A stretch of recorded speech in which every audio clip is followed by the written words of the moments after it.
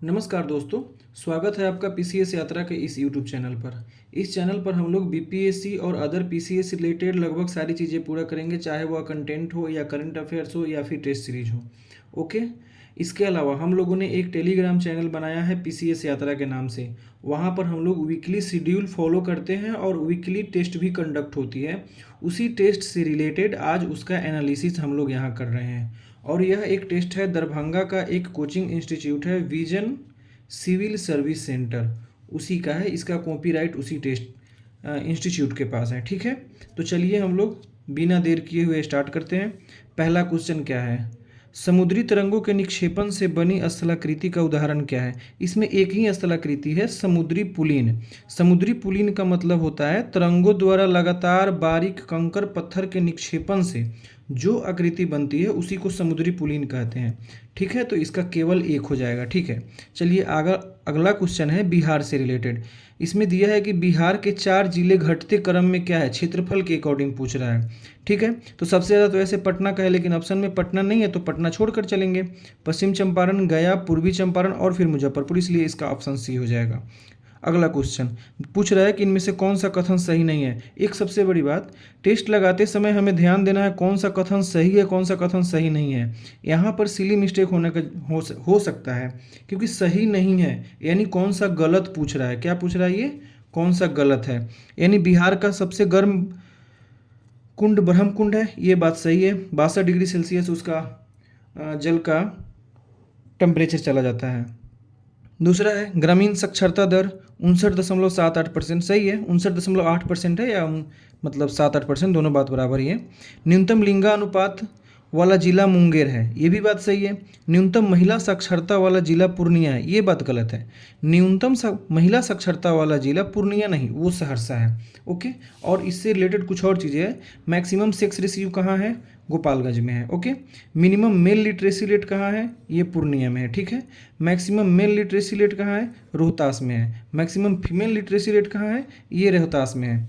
उसके बाद ग्रामीण साक्षरता दर की बात करते हैं तो मैक्सिमम रूरल लिटरेसी रेट है रोहतास में। ठीक है, और मिनिमम रूरल लिटरेसी रेट है पूर्णिया में। इस बात को हमेशा याद रखिएगा। ठीक है, चलिए अगला क्वेश्चन चलते हैं। क्वेश्चन नंबर 4, निम्नलिखित में से कौन सी नदी अमरकंटक के पठार से निकलती है? अब अमरकंटक का है मध्य प्रदेश वाला रीजन, एक देख लीजिएगा मैप पे। ठीक है, चलिए क्या पूछ रहा है? नहीं निकलती है गोदावरी। गोदावरी नहीं निकलती है। गोदावरी कहाँ से निकलती है? चलिए इसको देखते हैं। नर्मदा निकलती है अमरकंटक की पठार से, सोन भी निकलती है वहीं से, तवा नदी निकलती है अमरकंटक के सतपुरा से। ठीक है, ये नर्मदा की एक सहायक नदी है। बात रही गोदावरी की, तो गोदावरी कहाँ से निकलती है? देखिए, गोदावरी का ओरिजिन होता है महाराष्ट्र में त्रयंबकेश्वर की पहाड़ी है, वहाँ के ब्रह्मगिरी पहाड़ी से यह निकलता है। कहाँ? ये नासिक जगह के पास है। ठीक है, और कहाँ गिरता है? ये बे ऑफ बंगाल में। समझ गए? चलिए अगला क्वेश्चन देखते हैं। आर्द्रता के संबंध में कौन सा कथन सही नहीं है? आर्द्रता वायु में जलवाष्प की मात्रा होती है, ये बात सही है। आर्द्रता का मतलब क्या हो गया? वायु में जब जलवाष्प की मात्रा भर जाएगी तो उसी को तो आर्द्रता कहेंगे।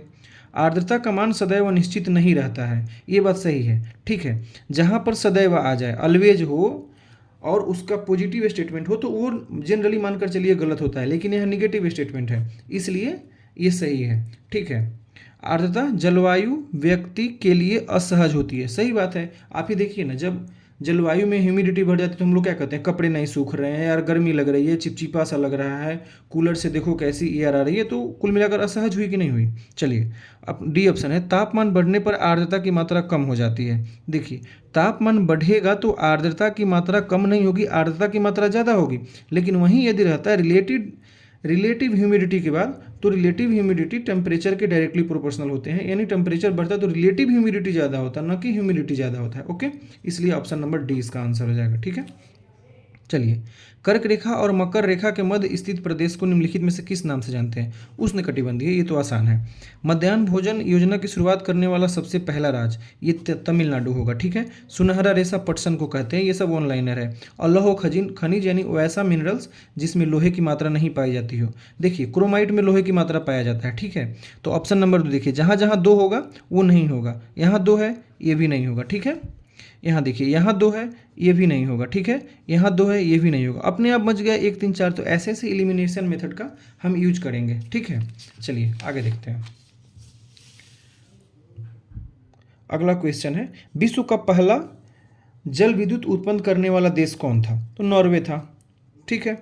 भारत के निम्नलिखित में से किस प्रकार के जलवायु क्षेत्र लैटेराइट मृदा अच्छी तरह से पाई जाती है? लैटेराइट मृदा कर्क रेखा और मकर रेखा के बीच वाले क्षेत्र में पाया जाता है, यानी उष्णकटिबंधीय उपोष्णकटिबंधीय वाले क्षेत्र में ही लैटेराइट मृदा पाई जाती है। समझे? ठीक है, आइए आगे देखते हैं। ओके, लैटेराइट मृदा के बारे में कुछ चीज़ें देख लेते हैं। ये चाय, कहवा आदि के लिए काफ़ी फेमस है। जंग जैसा रंग होता है या फिर लालिमा वाला होता है। ठीक है। तमिलनाडु, कर्नाटक, केरल, महाराष्ट्र, ठीक है, वेस्ट बंगाल, उड़ीसा में ये मतलब ज़्यादातर पाया जाता है। पाए तो और जगह जाते होंगे, ऑब्वियस सी बात है। उसके बाद इसमें क्या पाया जाता है? आयरन, एल्युमिनियम और कैल्शियम कार्बोनेट यानी चूना की अधिकता होती है। चलिए आगे देखते हैं अगला क्वेश्चन। 13 नंबर, भारत में मोटे अनाज के उत्पादन के संबंध में कथन पर विचार करना है, ध्यान रखना है। और पूछ रहा है, क्या पूछ रहा है? कथन पर विचार करना है, नहीं सही बतानी है। देखिए सही पूछ रहा है ना। चलिए, तो मोटे अनाज गर्म जलवायु का अनाज है जो घास परिवार से संबंधित है, ये कथन सही है। भारत विश्व में मोटे अनाज का उत्पादन में दूसरे स्थान पर है, नहीं, गलत है, एक पहले स्थान पर है। और लगभग पूरे विश्व का 41% खुद ही वो मतलब हम उत्पादित करते हैं। ओके, भारत विश्व में मोटे अनाज का सबसे बड़ा निर्यातक है, नहीं, ये सेकेंड है भारत, पहला में अफ्रीका है। ठीक है। चलिए, संयुक्त राष्ट्र पर्यावरण कार्यक्रम यानी यूनेप द्वारा वर्ष 2023 को अंतर्राष्ट्रीय मोटे अनाज वर्ष घोषित किया गया था, नहीं, यूनाइटेड नेशन द्वारा किया गया था भारत के कहने पर। मतलब भारत की बातें यूनाइटेड नेशन ने मानी और इसके बाद 2023 को अंतर्राष्ट्रीय मोटे अनाज वर्ष के रूप में घोषित किया गया था। शून्य बजट प्राकृतिक खेती के बारे में। चलिए देखिए, शून्य का मतलब ही है शून्य, 0 रुपया, बजट मतलब 0 रुपया की बात है, प्राकृतिक मतलब एकदम नेचुरल खेती। चलिए देखते हैं कौन कौन सा सही है। यह एक ऐसी तकनीक है जिसमें खेती रसायन या ऋण या फिर उसके बाद खरीदे गए इनपुट पर कोई धन खर्च किए बिना कहते, एकदम सही है, स्पष्ट है। उसके नाम से ही महाराष्ट्र के कृषक इनका सुभाष पालेकर के नाम के द्वारा ही ये सब किया गया था। 3 अंश था, बीजामृत, जीवामृत, वहाँ पसा। तो ये सब बात हम सुने ही नहीं है, इसलिए ये चीज़ें गलत हो जाएगी, हमें पता ही नहीं है। क्योंकि शून्य बजट प्राकृतिक खेती में ये सब हम लोगों ने पढ़ा ही नहीं है, नहीं पढ़ा, ये चीज़ें समझ नहीं आ रही है, यानी ये स्टेटमेंट गलत हो गया। 1 और 2 पे के साथ जाएंगे। ठीक है, क्योंकि यहाँ प्रोबेबिलिटी के आधार पर चल दिया। ठीक है, अगला देखिए क्या बोल रहे, किस संगठन ने state of the global climate report 2023 जारी किया है? ठीक है, तो इसको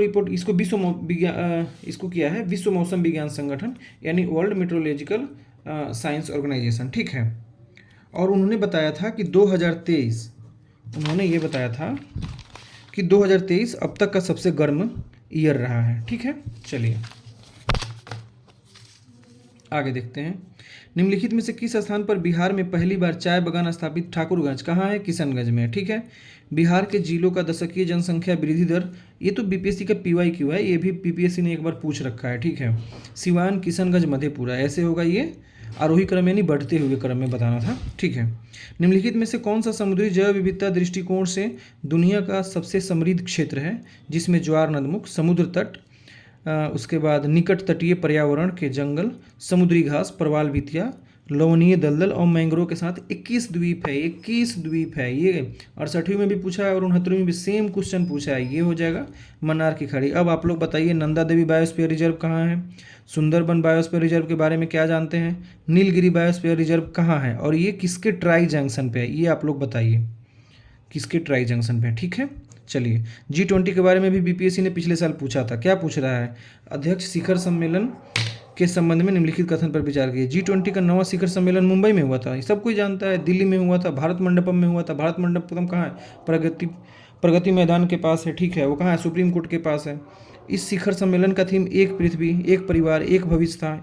ये भी बात सही है। अफ्रीकी संघ का प्रतिनिधित्व करने वाली पैन अफ्रीकी संसद ने पहली बार G20 शिखर सम्मेलन में भाग लिया। उसके बाद ये भी बात सही है, और इसी में अफ्रीकी संघ को क्या दिया गया? भारत द्वारा G20 की सदस्यता दिलाई गई। उसके बाद देखिए, तो इसलिए इसका 1 नंबर गलत है, 2 और 3 सही है। तो हम लोग कहाँ चलेंगे? ऑप्शन सी के साथ जाएंगे। ओके, R21 मैट्रिक्स एम को हाल ही में चर्चा में देखा गया, किस लिए? मलेरिया से रिलेटेड है। ये तो हम लोगों ने करंट अफेयर्स में भी पढ़ा है।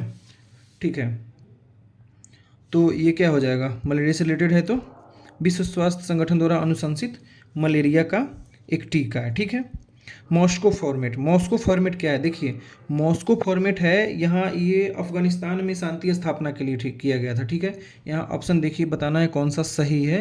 नहीं, कौन सा गलत है ये पूछ रहा है, समझे। चलिए आते हैं, मॉस्को फॉर्मेट की 5वीं बैठक कजाकिस्तान, नहीं रसिया में हुआ था इसका, इसलिए ये गलत हो गया। तो एक गलत हो गया, यानी जहाँ जहाँ एक होगा आंसर वहीं हो सकता है। एक यहाँ यहाँ है और एक यहाँ है, यहाँ देखिए एक है ही नहीं, तो ये आंसर होगा ही नहीं, अपने आप 2 कट गया, ठीक है। बचा 2 ऑप्शन। अब देखिए इसमें रूस, चीन, Pakistan, Iran, Kazakhstan, Tajikistan, Tajikistan इसका सदस्य नहीं है, इसका सदस्य रूस, चीन, Pakistan, Iran, Kazakhstan, Kyrgyzstan, Uzbekistan, Turkmenistan और भारत। ताजिकिस्तान इसका सदस्य नहीं है, इसलिए गलत हो जाएगा, यानी 1 और 2 दोनों हो जाएगा। मॉस्को फॉर्मेट का उद्देश्य हम लोग देख ही लिए, अफगानिस्तान में शांति स्थापित करना, ठीक है। चलिए, पैसिफिक एशिया ट्रैवल एसोसिएशन के संबंध में निम्नलिखित कथन पर विचार, यानी पाटा, ठीक है। ये कह रहा है कि Pacific Asia travel association travel mart का 46वां संस्करण नई दिल्ली में आयोजित किया गया था, एकदम करेक्ट है। ये अक्टूबर 2023 में हुआ था, प्रगति मैदान में ही हुआ था, ठीक है। वहाँ एक अंतर्राष्ट्रीय प्रदर्शनी सह कन्वेंशन सेंटर है प्रगति मैदान में, वहीं पर हुआ था, समझे। चलिए आगे चलते हैं। यह वैश्विक खरीदार और विक्रेताओं के बीच व्यापारिक संपर्क के लिए एक मंच है, सही है। पैसिफिक एशिया ट्रैवल एसोसिएशन की स्थापना 1991 में हुई थी, नहीं नहीं नहीं 1951 में हुई थी, और उसके बाद इसका मुख्यालय मनीला में नहीं, इसका मुख्यालय कहाँ है, बैंकॉक में है, ठीक है। और ये कोविड के बाद पहली बार इसकी अभी बैठक हुई है, मतलब 2020 के बाद पहली बार 2023 में हुई है, इसलिए थोड़ा ये इंपॉर्टेंट हो जाता है, समझे। चलिए आगे चलते हैं। क्वेश्चन नंबर 23, सैन्य अभ्यास हरिमौ शक्ति, यार इसमें तो करंट अफेयर्स ऐसे सैन्य अभ्यास ही उठा कर रख दिए हैं। हरिमौ शक्ति का मतलब चलिए भारत और मलेशिया के बीच में हुआ था, अक्टूबर 2023 में हुआ था, मेघालय के उमरोई में हुआ था, ठीक है। और उसके बाद चलिए पाटा देख लीजिए एक बार, इसका उद्देश्य क्या होता है। सभी पर्यटन स्थलों के ग्रीन, क्लीन और बैलेंस्ड विकास पर ये सेंटर्ड है, इन सारी चीज़ों के लिए व्यापार की बात करता है, ठीक है। चलिए आगे आते हैं। निम्नलिखित में से कौन सा नवरत्न कंपनियां नहीं हैं। देखिए सबसे पहले आप लोग कमेंट करिए कि कौन कौन से भारत में नवरत्न कंपनियां हैं। मेरे ख्याल से शायद 16 वाला है ना, एक बार बताइए आप लोग। नहीं है पूछ रहा है। रेल विकास निगम लिमिटेड है, भारत हेवी इलेक्ट्रिकल लिमिटेड नहीं है, हिंदुस्तान पेट्रोलियम कॉरपोरेशन लिमिटेड ये भी नहीं है, ठीक है। उसके बाद देखिए राइट्स लिमिटेड ये है, इरकॉन इंटरनेशनल लिमिटेड ये है। देखिए कौन कौन नहीं है, 2 और 3 नहीं है, तो हो जाएगा ये ऑप्शन नंबर बी के साथ चलेंगे, ठीक है। चलिए आगे देखते हैं। कोलंबो सुरक्षा सम्मेलन की 6ठी राष्ट्रीय सुरक्षा सलाहकार स्तर की बैठक किस देश में आयोजित किया गया। ठीक है, इसका आंसर शायद मॉरिशस दिया हुआ है, लेकिन मॉरिशस नहीं होगा, ठीक है। इसका आंसर श्रीलंका होगा, श्रीलंका में था, तो एक बार आप लोग भी इसका क्रॉस चेक कर लीजिएगा, ठीक है। और उपराष्ट्रीय बैठक जो 2022 में हुआ था, ये देखिए ये राष्ट्रीय बैठक है, और उपराष्ट्रीय बैठक 2022 में हुआ था, वो भारत में कोची में हुआ था, जो केरल में है, ठीक है। किस अंतर्राष्ट्रीय संगठन ने वर्ष 2023-24 के लिए विदेश मंत्रालय के साथ साझेदारी में प्रोजेक्ट प्रयास, बस प्रोजेक्ट प्रयास याद रखना है, किसका है, अंतर्राष्ट्रीय प्रवासन संगठन का है, यूनाइटेड नेशन के प्रयास से इन्होंने स्टार्ट किया था, ओके। अन्न दर्पण smart device Bihar related question है, ज़्यादा ध्यान देना है, बिहार रिलेटेड का वेटेज बहुत ज़्यादा होता है, लगभग 30 क्वेश्चन होते हैं, ठीक है। बिहार के बाज़ारों में प्रवेश किया क्या, अन्न दर्पण स्मार्ट डिवाइस। इस स्मार्ट डिवाइस के बारे में बताना है। यह चावल और अन्य फसलों की गुणवत्ता निरीक्षण के लिए एक गैर आक्रामक, सही है, ये बात सही है, गैर आक्रामक, इस ये रहा की पॉइंट, ऑप्शन में दे देगा एग्जाम में आक्रामक, और ढूंढते रह जाएंगे कि हम लोगों ने तो आक्रामक पढ़ा ही है, लेकिन ध्यान देना यहाँ गैर आक्रामक पूछ रहा है, ठीक है। इसका निर्माण भारतीय कृषि अनुसंधान परिषद द्वारा किया गया, नहीं ICAR थोड़ी ना किया है, सीडैक ने किया है, ठीक है। चलिए अगला क्वेश्चन देखते हैं, 28 नंबर। मैथिली निबंध बोध संकेतन, इसके लिए साहित्य अकादमी पुरस्कार 2023 बासुकीनाथ झा को दिया गया, ठीक है। नई दिल्ली में आयोजित प्रतिष्ठित 14वें कृषि नेतृत्व पुरस्कार 2023 में बिहार को किस श्रेणी में सर्वश्रेष्ठ पुरस्कार मिला है। तो फसल उत्पादन में बिहार को हमेशा मिलते रहता है, और वो मक्का गेहूं के क्षेत्र में भी कुछ मिला है ना, ठीक है। हाल ही में बिहार ऑपरेशन सुरक्षा शुरू किया गया है, सबसे पहले ध्यान देना है किसके द्वारा किया गया है, बिहार पुलिस द्वारा किया गया है। वहाँ ऑप्शन में कुछ और दे देगा, Bihar home department, Bihar education department, Bihar food department, पता नहीं क्या क्या दे देगा। किसके लिए, इससे संबंधित क्या है, कुख्यात अपराधी, कॉन्ट्रैक्ट किलर और अंतर्राज्यीय अपराधियों की निगरानी के लिए गिरफ्तारी, 2024 का ही न्यूज है, ठीक है। नीना सिंह को केंद्रीय मतलब CISF की पहली महिला महानिदेशक नियुक्त किया गया है, वह बिहार के किस जिले से, तो दरभंगा से, ध्यान रखना है, ऐसे ऐसे क्वेश्चन पूछ लेते हैं, ठीक है। हाल ही में चर्चा में रहा आईना डैशबोर्ड पोर्टल, आवास और शहरी मामलों का मंत्रालय, सेंट्रल गवर्नमेंट का, ठीक है। ग्लोबल साउथ की अवधारणा किससे संबंधित है? ब्रांड रिपोर्ट 1980 में जो आया था, ठीक है। ग्लोबल साउथ का मतलब पहले देख लेते हैं, ठीक है। ग्लोबल साउथ का मतलब होता क्या है? प्रायः Asia, Africa, Latin America in और इसके क्षेत्र, इसी को ही ग्लोबल साउथ माना जाता है, ठीक है। ऑस्ट्रेलिया नहीं आता है उसमें। हायर लेवल ऑफ पुवर्टी यहाँ है, इनकम इनइक्वालिटी है बहुत ज़्यादा, चैलेंजिंग इन लिविंग कंडीशन इस ग्लोबल साउथ वाले रीजन में, ठीक है। नॉर्थ अमेरिका, यूरोप को ग्लोबल नॉर्थ माना जाता है, ठीक है। और ये ब्रांड रिपोर्ट की जहाँ तक बात है तो अंतर्राष्ट्रीय विकास के मुद्दों पर 1980 में आया था, ठीक है। और यहाँ पर एक ऑप्शन है, एक ब्रांड लैंड है, यहाँ पर कन्फ्यूजन हो सकता है ना। तो ब्रांड लैंड रिपोर्ट आया था विश्व पर्यावरण विकास आयोग द्वारा 1987 में, ठीक है। चलिए आगे देखते हैं। ग्लोबल मैरीटाइम इंडिया समिट 2023 की मेजबानी किसने किया? इंडिया में ही हुआ है, मुंबई में हुआ है। मुंबई के MMRDA मैदान है, वहीं पर ये समिट हुआ है, समझे। चलिए अगला क्वेश्चन नंबर 35। हाल ही में चर्चा में रहा investor risk reduction access platform किसके द्वारा लॉन्च किया गया? ठीक है, सेबी ने किया है, याद रखना है, सेबी ने किया। अभी क्या होता है, अगर आपको ज़रूरत है तो गूगल कर लीजिए, ठीक है। किस देश ने कथित तौर पर शक्तिशाली हाइपरसोनिक हथियारों से लैस विश्व का पहला नियर स्पेस, ऐसा काम चाइना ही कर सकता है, ठीक है। निम्नलिखित में से किस संगठन ने climate change child a children climate risk index supplement शीर्षक से एक रिपोर्ट जारी किया है? तो ये यूनाइटेड नेशन चाइल्ड फंड यानी संयुक्त राष्ट्र बाल कोष द्वारा किया गया, ठीक है। अब ये अगला क्वेश्चन पूछ रहा है कि आयुष्मान भारत स्वास्थ्य और कल्याण केंद्र का नाम बदलकर क्या कर दिया गया? ये तो मैंने आज जाना है क्या होता है। आयुष्मान आरोग्य मंदिर, ठीक है, इसका नाम चेंज हो गया है, ठीक है। हाल ही में किस भारतीय संस्थान के शोधकर्ताओं ने जामुन के वृक्ष पर पहली बार जीनोम सीक्वेंस प्रक्रिया की है? तो भारतीय विज्ञान शिक्षा एवं अनुसंधान केंद्र, इसको याद रखिएगा, भारतीय विज्ञान शिक्षा एवं अनुसंधान केंद्र, ऑप्शन नंबर ए के साथ जाएंगे, ठीक है। चलिए आइए इधर, अब हम लोगों ने 39 कर लिए, 40 नंबर पे आते हैं, ठीक है। सड़क परिवहन और राजमार्ग मंत्रालय द्वारा जारी रिपोर्ट के अनुसार सड़क दुर्घटना के मामले में बिहार का स्थान कौन सा है? बिहार का स्थान दूसरा है, 1 नंबर पे शायद यूपी है, ठीक है। तीसरा और चौथा आप लोग कमेंट कर सकते हैं, आपकी जैसी इच्छा हो। ODA प्लस दर्जा के संबंध में निम्नलिखित कथन पर विचार करें, ठीक है। हाल ही में बिहार को ODA प्लस दर्जा दिया गया? नहीं, संपूर्ण बिहार को थोड़ी ना मिला है, ठीक है। ODA प्लस गांव से मतलब क्या होता है? ऐसा गांव जिसने ठोस या तरल अपशिष्ट प्रबंधन प्रणाली को लागू करने के साथ साथ खुले में शौच मुक्त, देखिए ठोस और तरल दोनों को कर दिया प्रबंधित, उसके बाद खुले में शौच से मुक्त है 100%, उसी को कहेंगे क्या? ODA प्लस, और ये उसका डिफिनीशन है। भारत में 85% गाँव ODA प्लस का दर्जा प्राप्त कर चुका है? नहीं, 75% गाँव, इसलिए 1 और 3 गलत है। और पूछ क्या रहा है कौन सा सही है? तो केवल 2, यानी ऑप्शन नंबर सी के साथ जाएंगे, ठीक है। निम्नलिखित में से कौन सा देश Asia Pacific institute for broadcasting development का अध्यक्ष है? भारत है, उनका नाम है गौरव द्विवेदी, ठीक है, गौरव द्विवेदी हैं अभी, ठीक ना। चलिए उसके बाद यूनेस्को क्रिएटिव सिटीज नेटवर्क के संबंध में कथन पर, अहमदाबाद और उदयपुर इस नेटवर्क में शामिल होने वाला भारत का नवीनतम शहर है? नहीं, केरल का कोझिकोड और ग्वालियर को शायद 2023 में ही, 2023 में या 2024 में ही इनको इसका दर्जा दिया गया है, ठीक है। इसलिए ये 1 नंबर गलत है। क्या पूछ रहा है कौन सा सही है? 1 नंबर जैसे ही गलत हुआ दोस्त तो वैसे ही क्या हो जाएगा, ए भी खत्म, बी भी खत्म, डी भी खत्म। अब इन दोनों को पढ़ने की जरूरत ही नहीं है, अपने आप आंसर सी हो गया। एग्जाम में टाइम बचाओ, आगे बढ़ो, बात खत्म।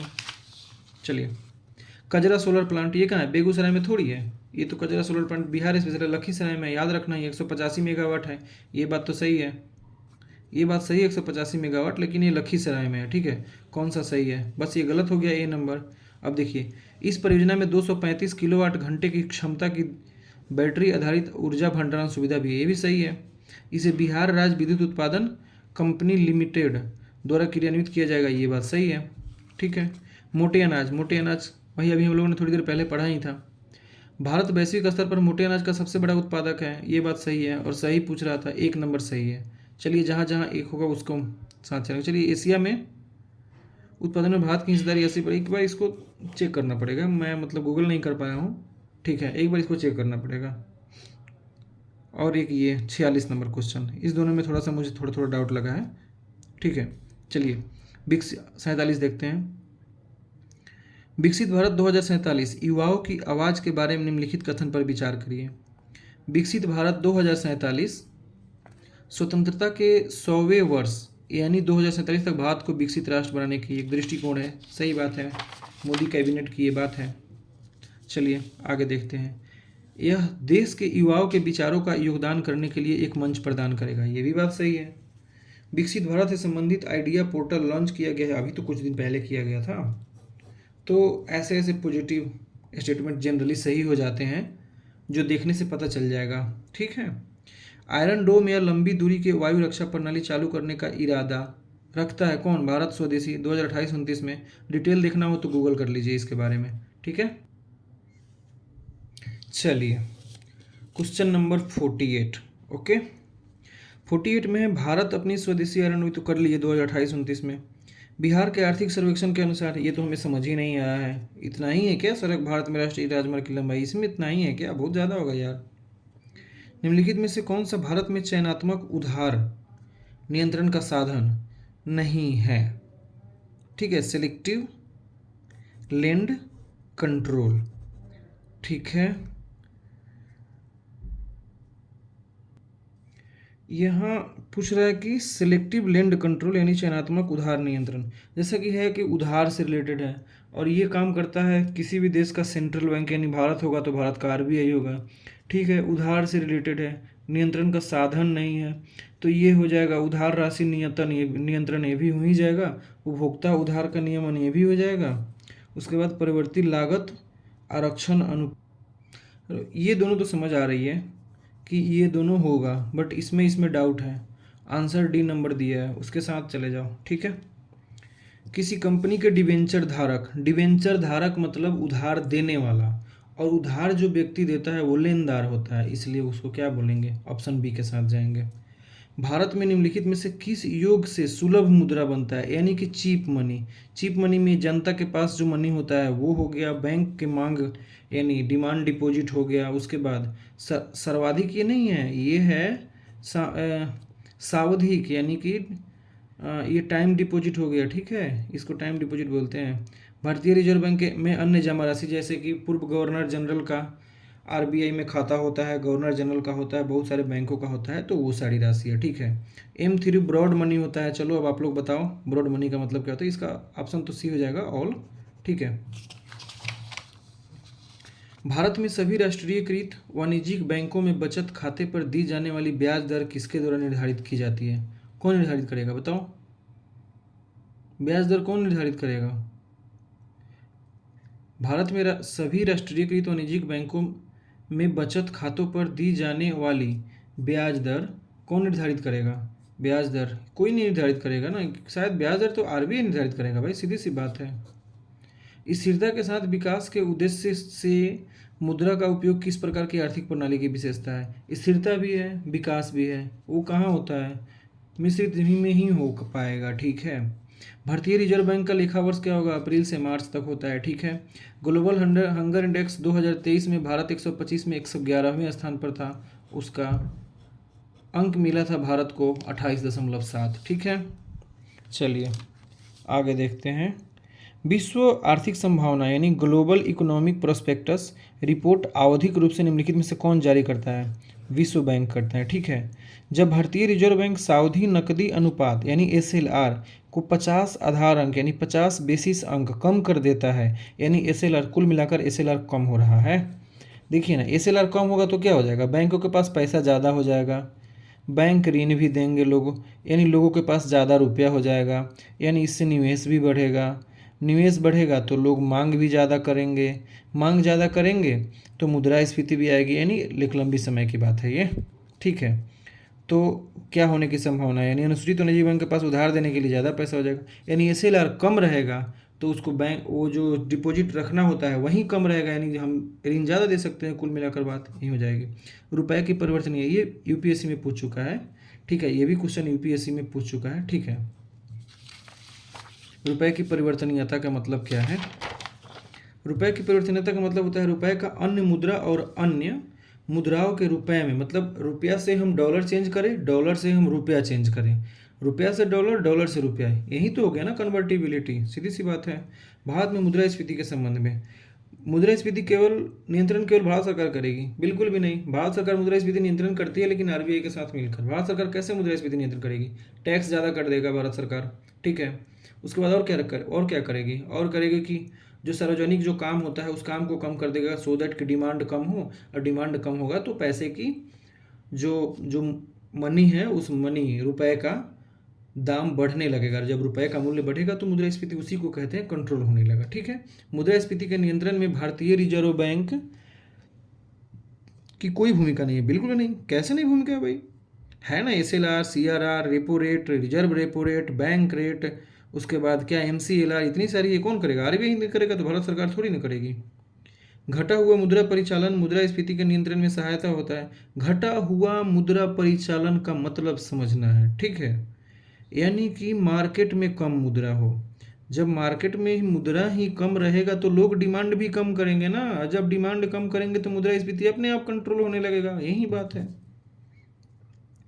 निम्नलिखित में से कौन से मामले में भारतीय रिजर्व बैंक वाणिज्यिक बैंक को नियंत्रित करता है? बैंकों का समापन, विलय करना हो, विस्तार करना हो, परिसंपत्ति यानी कि एसेट्स की लिक्विडिटी के बारे में जो भी चीज़ें हो आरबीआई ही करेगा, इसलिए ऑल के साथ जाएंगे, ठीक है। डी, बैंक दर में वृद्धि सामान्यतः इस बात का संकेत है कि बैंक रेट में वृद्धि कर रहा है। ध्यान दो, बैंक रेट बढ़ रहा है, ठीक है।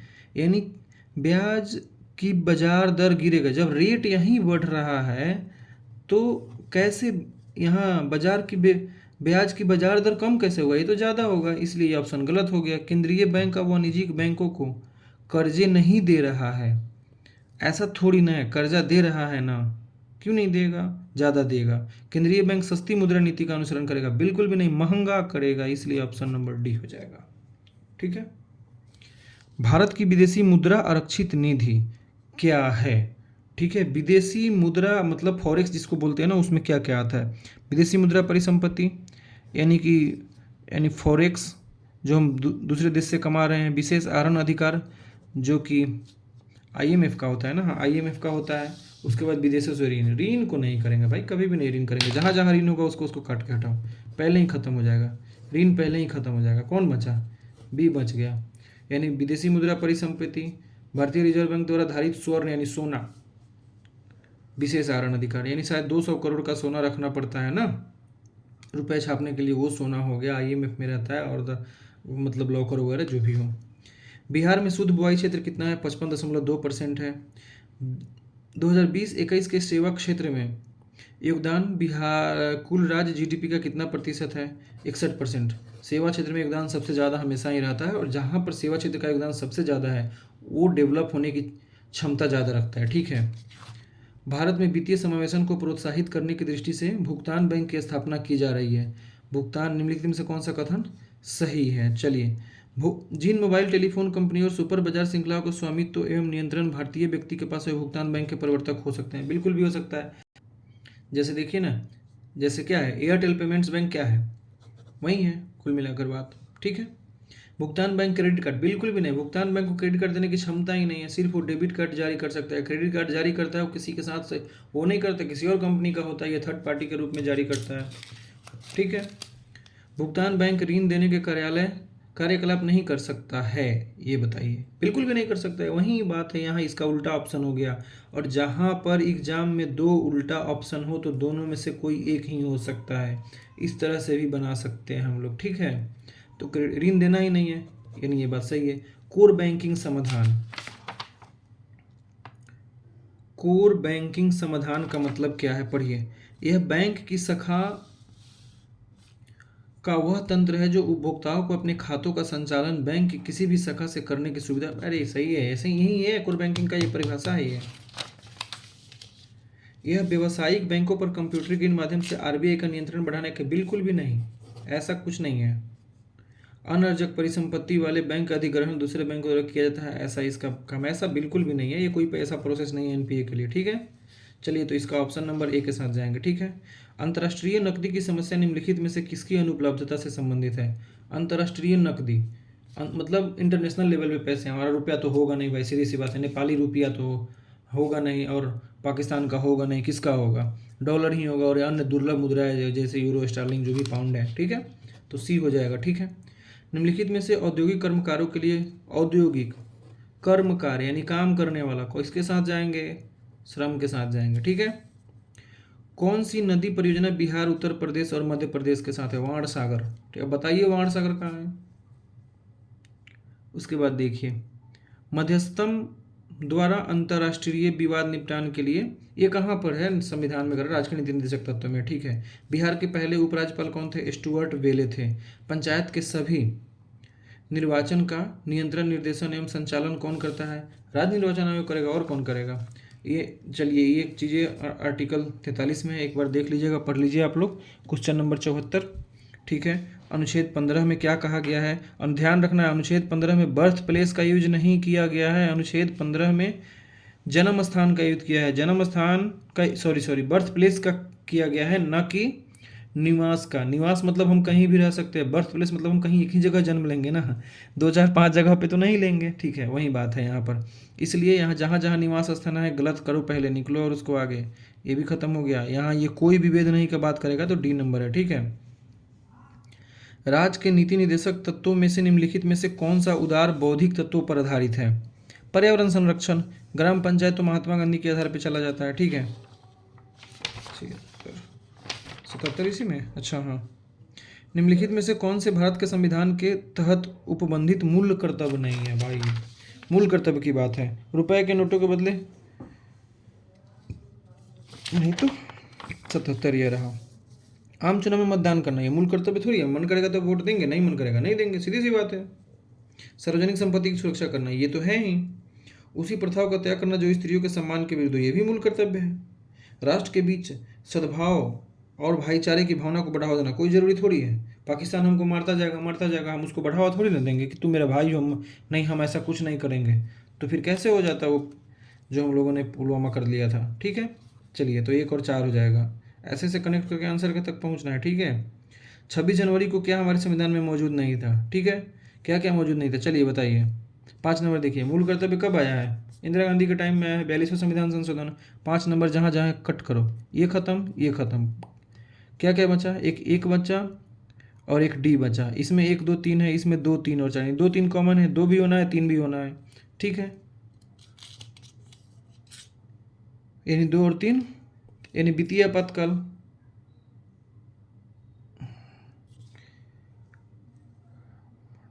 मूल कर्तव्य नहीं था, क्या पूछ रहा है? कौन कौन सा मौजूद नहीं था? अच्छा, यानी मूल कर्तव्य एक हो गया, ये 5वां नंबर जहाँ जहाँ होगा आंसर वही होगा ना, क्योंकि ये तो 42वां से आया था ना, ठीक है। तो सी नंबर देखो, ये हो गया सी नंबर या फिर बी नंबर, यही दोनों में से कोई होगा। 4 और 5, यानी 4 और 5 दोनों जगह है, तो 4 और 5 पढ़ने की कोई ज़रूरत नहीं है। चलिए 1 और 3 के साथ चलते हैं। त्रिस्तरीय शासन उस समय था। मतदान की आयु, ये तो 61वां से किया गया है, 61वां संशोधन से ये किया गया है।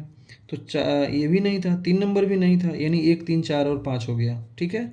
सी नंबर हो गया। ऐसे कट कट करके आंसर तक पहुंचेंगे जैसे तैसे, है कि नहीं। चलिए, इसमें पूछ रहा है 79 का, क्वेश्चन नंबर 79 में पूछ रहा है कार्बन अवशोषण की विधि। Direct air capture, carbon dioxide से ग्राफीन उत्पादन, भूगर्भीय अधिग्रहण, जैविक प्रसाधन। ऑल मारो और आगे निकलो, ऐसे ऐसे क्वेश्चन ऑल होते हैं आंसर उसके, ठीक है। निम्नलिखित में से कौन सी मीथेन और नाइट्रस ऑक्साइड दोनों का सबसे महत्वपूर्ण मानव स्रोत है? चावल का खेत, ये यूपीएससी में पूछ चुका है एक बार। ZY 19489 क्या है? मलेरिया से रिलेटेड दवा है, ठीक है। क्लिनिकल ट्रायल फेज 1 में अभी है ये क्लिनिकल ट्रायल फेज 1 में है अभी, ठीक है। ये मलेरिया रोधी दवा है, ट्राई एमिनो पायरीमिडीन इसमें पाया जाता है, ठीक है। इसका खोज किसने किया था? एस्ट्राजेनेका ने किया था। ट्राई एमिनो पायरीमिडीन, ये बात याद रखना है, ठीक है। चलिए यहाँ पर आइए, अगला क्वेश्चन नंबर देखते हैं हम लोग 82। हम जो भोजन करते हैं उससे प्राप्त होने वाली ऊर्जा हमारे शरीर में किस रूप में रहती है? ग्लाइकोजन में यार।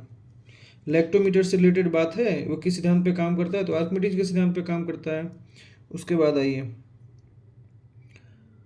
संचारणीय, क्या है? संचारणीय बीमारी किसके द्वारा हो जाता है? तो सभी के द्वारा हो जाएगा ना। संचार मतलब कहीं भी पानी खराब हो गया, इधर से उधर आया, भोजन हम लोग दूषित किए, तो हो जाएगा, हवा दूषित हुआ तो भी हो जाएगा, ठीक है। प्रकाश संश्लेषण से रिलेटेड बात पूछ रहा है, क्लोरोफिल द्वारा प्रकाश ऊर्जा का अवशोषण, ये सही है, ठीक है। प्रकाश ऊर्जा का रासायनिक ऊर्जा में रूपांतरण एवं जल के अणुओं का हाइड्रोजन और ऑक्सीजन में अपघटन, कार्बन डाइऑक्साइड और कार्बोहाइड्रेट्स में अपचयन, ये सब सही है, ठीक है। बैकेलाइट, बैकेलाइट के बारे में पूछा है, थर्मोसेटिंग प्लास्टिक का एक रूप है, सही बात है, थर्मोसेटिंग प्लास्टिक का ही तो एक रूप है वो। चलिए, यह ऊष्मा का सुचालक है, नो बेबी, ऊष्मा का सुचालक नहीं है, ये ऊष्मा का कुचालक है, ठीक है। उसके बाद इसका उपयोग विद्युत के स्विच बनाने में किया जाता है, ये बात सही है, 1 और 3 के साथ हम लोग जाएंगे, सीधी सी बात है। ये बेटर इंसुलेटिंग गुण होने के कारण इसमें विद्युत का स्विच बनाया जाता है, ठीक है। चलिए आगे चलिए, 87 नंबर, निम्नलिखित कणों को आकार में बढ़ते क्रम में बताना है, तो ये देख लेना आप लोग, इसको गूगल कर लेना आकार खोजना हो तो। निम्नलिखित में से कौन से अम्ल की जांच के लिए सूचक का प्रयोग किया जाता है, लिटमस पत्र किया जाता है, हल्दी किया जाता है, मिथाइल ऑरेंज किया जाता है। देखिए, हम लोगों ने लुसेंट पढ़ा है, दृष्टि का क्विक बुक पढ़ा है, एनसीईआरटी पढ़ा है, अरिहंत पढ़ा है, कहीं भी वनीला आर्क दिखने का मिला है? नहीं मिला, तो नहीं होगा आंसर, सीधी सी बात है। ये क्या है हम लोग, या फिर नहीं भी हो सकता है, फिर हो भी सकता है, ठीक है। तो यहाँ पर हम लोग दो चीज़ें हो सकता है, 1 2 3 हो सकता है, फिर 1 2 4 भी हो सकता है। तो एग्जामिनर ये सोचना है फंसाने के लिए ऐसा दे सकता है, ऑल के साथ जाएंगे, ऐसे का आंसर ऑल ही होता है, ठीक है। वैश्विक तापन को कम करने के लिए क्योटो प्रोटोकॉल के तहत उत्सर्जन नियंत्रण के लिए निम्नलिखित में से कौन सा ग्रीन हाउस गैस शामिल है? चलिए, ग्रीन हाउस गैस में क्या क्या है, सबसे पहले देखिए कार्बन मोनोऑक्साइड, यहाँ देखिए क्या क्या है, CO2 है, CH4 है, ठीक है, N2O यानी नाइट्रस ऑक्साइड, ध्यान रखना NO2 नहीं है, HFC है, hydrofluorocarbon, perfluorocarbon, SFC, sulphur hexafluoride, NF3, nitrogen tetrafluoride, ठीक है। यहाँ देखिए, यहाँ नाइट्रोजन डाइऑक्साइड दिया है, जो कि नहीं होगा, नाइट्रस ऑक्साइड होगा। चलिए, जहाँ जहाँ 2 है उसको कट के हटाइए, 2 खत्म, 2 खत्म, 2 खत्म, अपने आप पहुँच गए हम लोग आंसर, आगे नहीं देखना है। हाल ही में सुर्खियों में रहा जेनो ट्रांसप्लांटेशन, देखना है, ट्रांसप्लांट से रिलेटेड बातें पूछ रहा है, क्या पूछ रहा है, ट्रांसप्लांट से रिलेटेड बातें पूछ रहा है, ठीक है। ट्रांसप्लांट कर रहा है, यहाँ प्रत्यारोपण कर रहा है, अंगों का प्रत्यारोपण, ठीक है।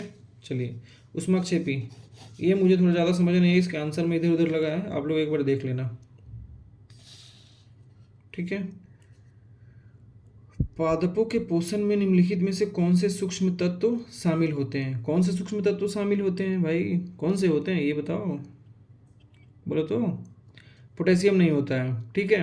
2 कटो, ये कटो, ये कटो, ये कटो, अपने आप आंसर तक पहुंच गए। क्या क्या होता है, लोहा होता है, तांबा होता है, जिंक होता है, मैंगनीज होता है, मोलिब्डेनम होता है, कॉपर होता है, आयरन होता है, बोरॉन होता है और क्लोरीन होता है। डन, इतना ही होता है, ठीक है। 93, निम्नलिखित तकनीकों में से कौन सी सामान्य तौर पर मानव सुनने की उच्चतम श्रव्य क्षमता? रडार तो नहीं रखेगा ना भाई, रडार ठीक है, रडार तो सुनने की क्षमता में रडार की बातें थोड़ी ना रखते हैं, तो इसलिए ये दोनों आंसर हो जाएगा। 3 नंबर गलत, ये भी खत्म, ये भी खत्म, चलो ये दोनों आंसर है, ठीक है। बायोप्लास्टिक के बारे में पूछ रहा है, चलिए बायोप्लास्टिक का मतलब क्या होता है पहले देखते हैं। नवीकरणीय बायोमास स्रोतों से बने प्लास्टिक, यानी जैसे गन्ना से बनाया गया हो, मक्का से बनाया गया हो, खमीर यानी कि ईस्ट से बनाया गया हो, खमीर का ईस्ट होता है क्या, कुछ और होता होगा, देखना है, वो ईस्ट ही शायद होता है, चमड़ी से बनाया गया हो, सेलुलोज से बनाया गया हो, ठीक है, उसको कहते हैं। और टाइप इसका बायोप्लास्टिक का टाइप देख लेते हैं, ठीक है। बायोप्लास्टिक का टाइप होता है क्या क्या, पॉलीहाइड्रोक्सी एल्कोनेट बेस्ड, ठीक है, स्टार्च बेस्ड, सेल्यूलोज बेस्ड, ठीक है, प्रोटीन बेस्ड, उसके बाद bio derived polyethylene based, aliphatic polyesters होता है, उसके बाद पॉली लैक्टिक एसिड, ये भी होता है। अब देखिए कौन कौन है इसमें, पॉलीलैक्टिक एसिड है तो ये हो जाएगा, पॉलीहाइड्रोक्सी एल्कानोइड्स है तो ये भी हो जाएगा, लेकिन ये कहीं मिला है, नहीं मिला है, तो एक के साथ जाएंगे हम लोग, ठीक है। चलिए, हो गया।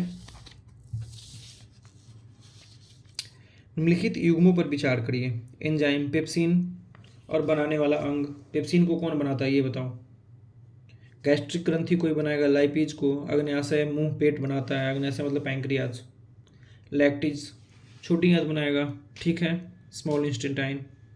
निम्नलिखित में से परमाणु विकिरण का अनुप्रयोग है, ऐसे ऐसे का ना, आराम से आंख बंद करना है, ऑल मारना है, छोड़ के आना नहीं है, ऑल मार के छोड़ के आना नहीं है, ऑल मार देना है और चल देना है, छोड़ देना है, ठीक है। बहुत ज़्यादा चांस रहेगा कि ऐसे ऐसे क्वेश्चन सही हो जाए, ठीक है। चलिए, दुर्लभ मृदा तत्व यानी कि रेयर अर्थ मटेरियल के बारे में पूछ रहा है। रेयर अर्थ मटेरियल, ठीक है। रेयर अर्थ मटेरियल पहले होता क्या है ये देखते हैं। आवर्त सारणी में 15 लैंथेनाइट्स और स्कैंडेनियम और एक इट्रेवियम को क्या बोलते हैं, लैंथेनाइट्स बोलते हैं। 15 लैंथेनाइट्स ये है, आप लोग पढ़ लेना जब पीडीएफ मिलेगा, ठीक है। तो ये तीनों हैं, ठीक ना। तो ऑप्शन नंबर सी के साथ जाएंगे, ठीक है। आइए, निम्नलिखित में से कौन से सूक्ष्म जीव मानव के लिए उपयोगी है। लैक्टोबैसिलस दही बनाने के लिए, एपरजिलस नाइगर ये क्या करता है, प्रोडक्शन ऑफ एंजाइम और ऑर्गेनिक एसिड के प्रोडक्शन में फर्मेंटेशन विधि से ये काम आता है, तो मनुष्य के लिए ही हुआ ना। उसके बाद स्ट्रेप्टोकोकस थर्मोफिलस, ठीक है। ये क्या है, ये ये एक मल्टीफंक्शनल स्टार्टर है, culture to produce fermented milks, ठीक है, इंक्लूडिंग जो भी वो hard Italian and Swiss cheese वगैरह को लेकर है, ठीक है। तो आदमी के लिए ही काम करता है ये सब। पादप में प्रकाश संश्लेषण, ऊष्माक्षेपी और श्वसन के संदर्भ में बताना है। प्रकाश संश्लेषण एक ऊष्माक्षेपी प्रक्रिया है, सही है ना। दोनों सतत प्रक्रिया और पूरे दिन चलती रहती है, ये भी सही है ना, ठीक है। प्रकाश संश्लेषण का उपोत्पाद कार्बन डाइऑक्साइड, प्रकाश संश्लेषण का उपोत्पाद तो ऑक्सीजन है ना, तो ये कथन गलत होना चाहिए मेरे ख्याल से, तो 1 और 2 होना चाहिए, ठीक है। तैराकों में पानी तैरने में कौन सा बल मदद करता है, उत्प्लावक बल, ठीक है। बहुत ऊंच तापमान को मापने के लिए हम प्रयोग करते हैं, क्या करेंगे, ताप वैद्युत मापी। ये तो पारा वाला तो खुद ही अपना बॉडी का टेम्परेचर नहीं कर पाते हैं। जर्मन सिल्वर में निम्नलिखित में से कौन सा धातु होता है, तांबा, जास्ता और निकेल यही होता है, ठीक है। भौतिकी में वह कौन सा नियम है जो बताता है कि तापमान और दाब की सामान्य परिस्थिति में सभी गैसों की समान आयतन में समान अणु की संख्या होती है, एवोगाड्रो का नियम होता है। अगला क्या पूछ रहा है, सदिश राशि। अगला पूछ रहा है सदिश और अदिश, ठीक है, सॉरी। तो कार्य देखिए, वेग क्या होता है, ये तो सदिश होता है, ठीक है। कार्य यानी वर्क, एक त्वरण, ये भी सदिश होता है। फोर्स, ये भी सदिश होता है, वर्क हो जाएगा। धातुओं में विद्युत चालकता को इलेक्ट्रॉनिक चालकता कहा जाता है, मतलब क्या प्रभाव पड़ता है, मतलब यही पूछ रहा है। तापमान बढ़ाते हैं ना तो इलेक्ट्रॉनिक चालकता क्या होती है, कम होती है, ठीक है। अगला क्वेश्चन क्या था, सूर्य का पृष्ठीय तापमान। सूर्य का पृष्ठीय तापमान ऑलमोस्ट 6000 डिग्री सेल्सियस के आसपास है, ठीक है। यदि किसी व्यक्ति को बंदूक की गोली लगती है तो उसमें जहर जो पिघलता है उस वही पूछ रहा है, तो वो शीशा होता है, ठीक है। प्रोटॉन की समान संख्या, जब प्रोटॉन की संख्या समान हो तो उसको क्या बोलते हैं, समस्थानिक बोलते हैं। डाइक्लोफिनेक से क्या असर पड़ता है, किडनी पर असर पड़ता है, ददनी पड़ता है। इसमें कच्चा माल, व्यापारी, बुनकर वाली बातें थी, ठीक है। लास्ट टेस्ट में भी ये क्वेश्चन था। निम्नलिखित में से किस राजनीतिक चिंतक ने भारतीय इतिहास को हिंदू, मुस्लिम, ब्रिटिश इन 3 कालखंड में, कोई ऑप्शन ही नहीं दिया है, तो इनमें से कोई नहीं होगा, ठीक है। इनमें से कोई नहीं होगा, जेम्स मिल था वो, ठीक ना। यूरोप के बाजारों में निम्नलिखित में से किस उत्पादों की मांग ज़्यादा थी, तो ये सभी थे ना, हम तो कहीं ही जाते हैं सोने की चिड़िया। बंगाल विभाजन के संबंध में सही और गलत बताना है, समझे। चलिए आइए, बंगाल विभाजन के समय कौन था, करजन था, 1 नंबर गलत। जैसे ही ये खत्म हुआ जाएंगे सीधे, टाइम बचाएंगे बी के साथ, 2 और 3 के साथ जाएंगे, ठीक है। और ये देखिए, बंगाल विभाजन में उपजे स्वदेशी आंदोलन को तमिलनाडु के डेल्टा इलाकों में वंदे मातरम आंदोलन कहा गया था वंदे मातरम आंदोलन, लेकिन तमिलनाडु नहीं, वहां पर आंध्र प्रदेश, तेलंगाना वाला रीजन था, समझे। निम्नलिखित में से किस समझौते के तहत कांग्रेस और मुस्लिम लीग, तो ये लखनऊ वाला था जो एक साथ मिलने के लिए आया था, 1916 में हुआ था। अंबिका चंद्र मजमूदार उसकी अध्यक्षता की थी, ठीक है। असहयोग आंदोलन के द्वारा किए गए कार्यों के विषय में कौन सा सत्य है, चलिए ये सभी सही है, एक बार पढ़ लीजिएगा। वेद समाज को लेकर भी ये सारी बातें सही है, एक बार देख लीजिएगा, ठीक है। यंग बंग आंदोलन, इसके बारे में पूछ रहा है, चलो एक बार देख लेना, मेरे ख्याल से सब सही है ये, ठीक है। निम्नलिखित में से सत्य कथन का चयन करना है। पंडिता रामाबाई कलकत्ता में विधवा गिरा, ये बात सही है। ज्योतिबा राव फुले गुलामगिरी पुस्तक उन्होंने ही लिखा था। ताराबाई शिंदे स्त्री पुरुष, ये भी उन्होंने ही लिखा था, ठीक है। उत्तर भारत के घासीदास ने सतनामी आंदोलन को शुरू किया था, ये भी बात सही है, तो ऑल के साथ जाएंगे, ठीक है। निम्नलिखित में से सत्य कथन का चयन कीजिए। गांधी जी पश्चिमी सभ्यता और मशीनों में प्रौद्योगिकी उपासना कट्टर आलोचक थे। एकदम सही है। चरखा से काम करने वाला आदमी कैसे पश्चिमी सभ्यता को ध्यान देगा, बताओ जरा। रविन्द्रनाथ टैगोर दोनों का मिश्रण चाहते थे, ये भी बात सही है। अब देखो, टैगोर ने शांति निकेतन में और सारी चीज़ों पे ध्यान दिया, लेकिन साइंस टेक्नोलॉजी पे नहीं दिया। ऐसा थोड़ी ना है। वो खुद ये इंसान जो वेस्ट में रह के पढ़ा लिखा है, वेस्टर्न का सम्मिश्रण चाहता है, वो विज्ञान प्रौद्योगिकी पे कैसे नहीं बात करेगा, बताओ। इसलिए ये कथन गलत हो जाएगा। ऐसे ऐसे सोचना है एग्जाम में और याद करना है, बात करना है क्वेश्चन से, ठीक है। 1720 में ब्रिटिश सरकार द्वारा लाया गया कैलिको अधिनियम के विषय में। कैलिको का मतलब क्या होता है? रेशम को ही शायद कहते हैं, क्लॉथिंग वगैरह, ठीक ना। तो जहाँ जहाँ ये भाषा से रिलेटेड खत्म हो गया, रेशम से रिलेटेड सही हो गया, मसाला होगा ही नहीं, बाल विवाह होगा ही नहीं। कीवर्ड चुनना है, कीवर्ड। 1857 के महाविद्रोह के बाद अंग्रेजों द्वारा किया जाने वाला बदलाव। ईस्ट इंडिया कंपनी की जगह अंग्रेजी सरकार भारत के शासन की जिम्मेदारी सीधे अपने हाथों में ले लिया। ये तो बात एकदम सही है ना। भारतीय शासक को ब्रिटिश साम्राज्य के अधीन शासन चलाने की छूट दी गई, ये भी बात सही है। अवध, बिहार, मध्य भारत से, इन सारी जगहों से सिपाही की भर्ती हुई नहीं, यहाँ से अपोज किया जाने लगा क्योंकि यहाँ के लोग को लड़ाकू कहा दिया गया था, ठीक है। मुसलमान की जमीन और संपत्ति बड़े पैमाने पर जब्त हो गए, सही है, सॉरी। निम्नलिखित जनजातीय विद्रोह को कालक्रम के अनुसार बताना है। चलिए, वर्ली विद्रोह कहाँ हुआ था? महाराष्ट्र में हुआ था, थाने जगह पर हुआ था। 1945 में हुआ था। बस्तर विद्रोह 1910 में हुआ था, छत्तीसगढ़ में हुआ था। लेड बाई गुंडा दूड़ करके, उनका एक आदिवासी नेता थे, वहीं के थे। संथाल विद्रोह के बारे में तो आप लोग भली बात ही जानते हैं, बिहार स्पेशल में, ठीक है। 55-56 में, 1855-56 में। कोल विद्रोह छोटा नागपुर में हुआ था, 1831-32 में। अब सजा लीजिए कौन हो जाएगा, ठीक है। भारत में विभिन्न व्यापारिक मार्गों के तुलनात्मक गुणों का बुद्धिमत्ता पूर्वक गूढ़ विमोचन किया प्लिनी के नेचुरल हिस्ट्री ने, ठीक है। भारत में तिथि युक्त सिक्कों का प्रारंभ रुद्रदामन ने किया था।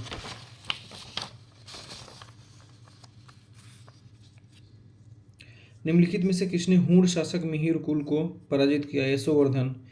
राजवंश जो कनौज पर अधिपत्य स्थापित करने में त्रिकोणीय संघर्ष में उलझे रहे। देख लीजिए 2-3-4, ये मुझे पता ही नहीं, समझ नहीं आ रही थी थोड़ी, मतलब मैं जानता ही नहीं हूँ इसको यार। चोलों के अधीन ग्राम प्रशासन में बहुत से ब्यौरे जिन शिलालेख में मिलते हैं। उत्तर मेरु, ये तो करंट अफेयर्स है। उत्तर मेरु शिलालेख इस साल करंट अफेयर्स में था।